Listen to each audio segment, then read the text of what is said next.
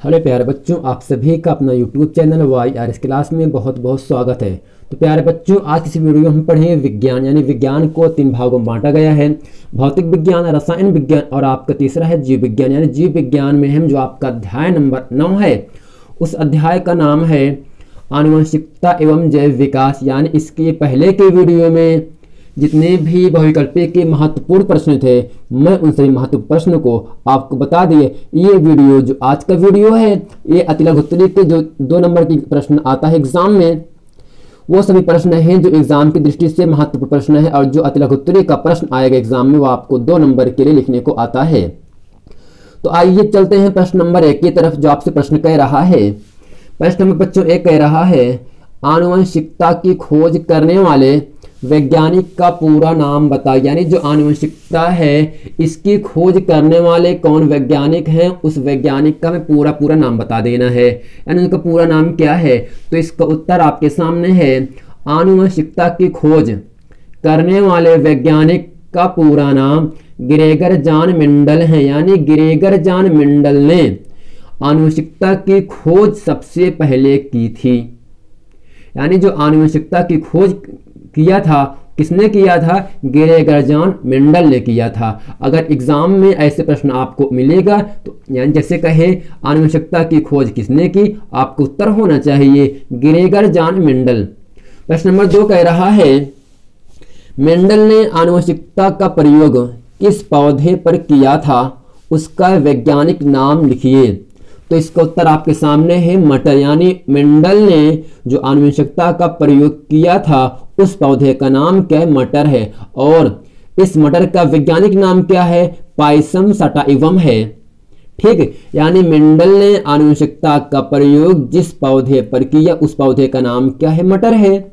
और मटर का वैज्ञानिक नाम पाइसम सटाइवम है। क्या है? मटर का वैज्ञानिक नाम पाइसम सटाइवम है। तो आगे चलते हैं प्रश्न नंबर 3 की तरफ। ये भी एग्जाम में कई बार आपसे पूछा है, 2 नंबर के लिए प्रश्न आता है एग्जाम में। प्रश्न नंबर 3 है, लिंग सहलग्नता से संबंधित किन्हीं 2 बीमारियों के नाम लिखिए। प्रश्न कह रहा है लिंग सहलग्नता से संबंध, यानी जो लिंग सहलग्नता क्या एक प्रकार बीमारी है, इस बीमारी इससे होने वाले 2 रोगों के नाम बताना है, 2 बीमारियों के नाम बताना है। किससे होने वाले? लिंग सहलग्नता से। तो इसका उत्तर आपके सामने है। नंबर 1 कह रहा है, हीमोफीलिया तथा वर्णांधता लिंग सहलग्न रोग हैं। यानी लिंग सहलग्नता से संबंधित 2 रोग कौन कौन से हैं? पहला आपका है हीमोफीलिया है, दूसरा आपका है वर्णांधता है। यानी ये दोनों रोग जो होते हैं, वो आपके लिंग सहलग्न की सहायता से होते हैं। तो आइए चलते प्रश्न नंबर 4 की तरफ। ये भी एग्जाम में कई बार आपसे प्रश्न पूछा है।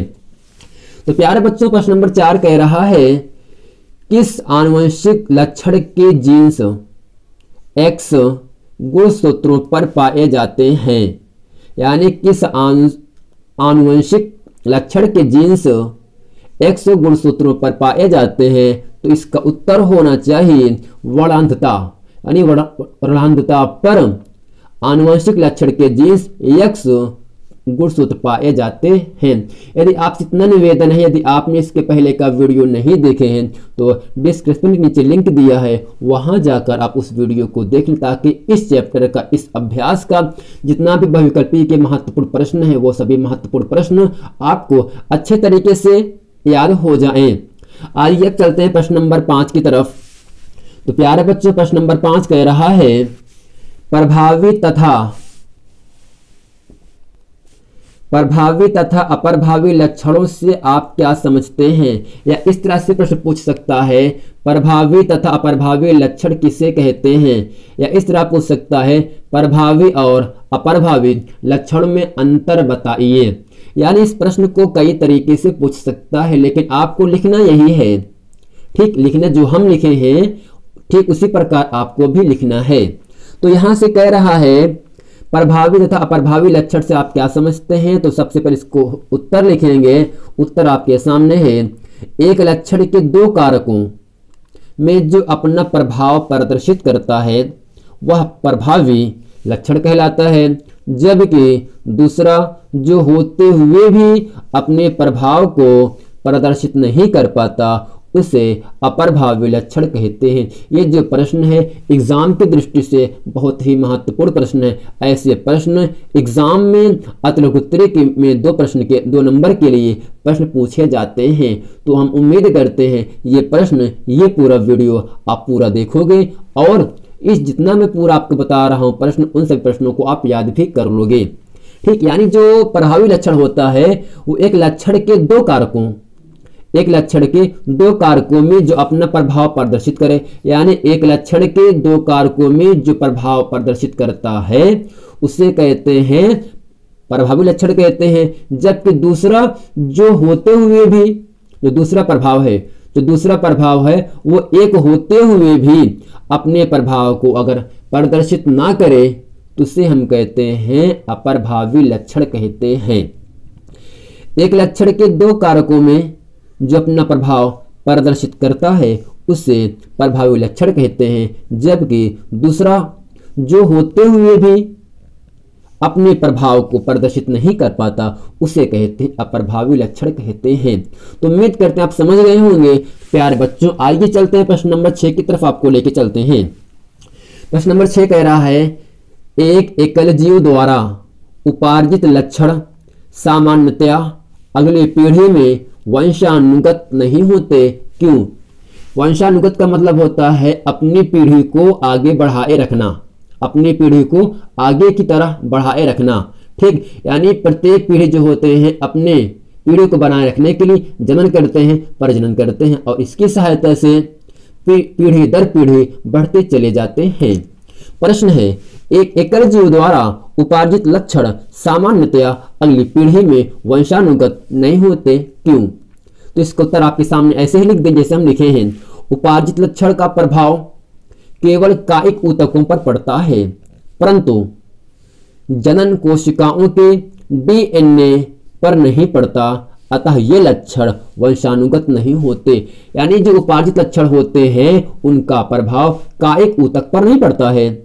ठीक, जो उपार्जित लक्षण होते हैं उनका प्रभाव कायिक ऊतक पर नहीं पड़ता है, परंतु जनन कोशिकाओं के द्वारा डीएनए पर भी नहीं पड़ता, अतः इन लक्षण को हम क्या कहते हैं? अतः ये जो लक्षण होते हैं उपार्जित लक्षण ये वंशानुगत नहीं होते हैं। तो आपको कुछ नहीं करना है, जो हम लिखे हैं उपार्जित लक्षण का प्रभाव केवल कायिक ऊतकों पर पड़ता है, परंतु जनन कोशिकाओं के डीएनए पर भी इसका प्रभाव नहीं पड़ता, अतः ये लक्षण वंशानुगत नहीं होते। ऐसे ही आपको उत्तर लिख देना है और आपको 2 नंबर आसानी से मिल जाएगा। प्यारे बच्चों अब चलते प्रश्न नंबर 7 की तरफ। ये भी एग्जाम में कई बार आपसे प्रश्न पूछा भी है और अच्छा ही प्रश्न है, आपके सामने उपस्थित है।